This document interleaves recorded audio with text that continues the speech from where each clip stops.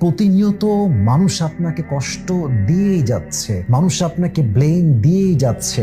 আপনি দেখতে পাচ্ছেন আপনার সামনের সবচেয়ে আপন মানুষটা আপনাকে মিথ্যা বলেই যাচ্ছে, প্রতিনিয়ত চিট করেই যাচ্ছে, আপনি সব জানেন। বাট সেই মুহূর্তে সব কিছুকে ইগনোর করে, নজরআন্দাজ করে যদি আপনি ধৈর্যের মতো বড় হাতিয়ারকে আপন করতে পারেন, বিশ্বাস রাখেন রবের রহমতের দরজা আপনার জন্য এত বিশাল আকারে খুলবে যে আপনি কল্পনাই করতে পারবেন না।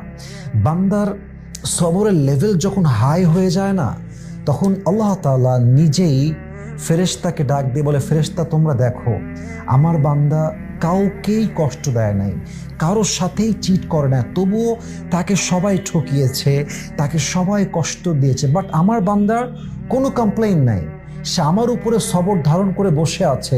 তোমরা সাক্ষী থাকো, আমার বান্দার সমস্ত কষ্ট আমি আল্লাহ দূর করব এবং আমার বান্দার অস্থির মনটাকে আমি এত শান্ত করব যে আমার বান্দা কল্পনাই করতে পারবে না। সুবহানাল্লাহ।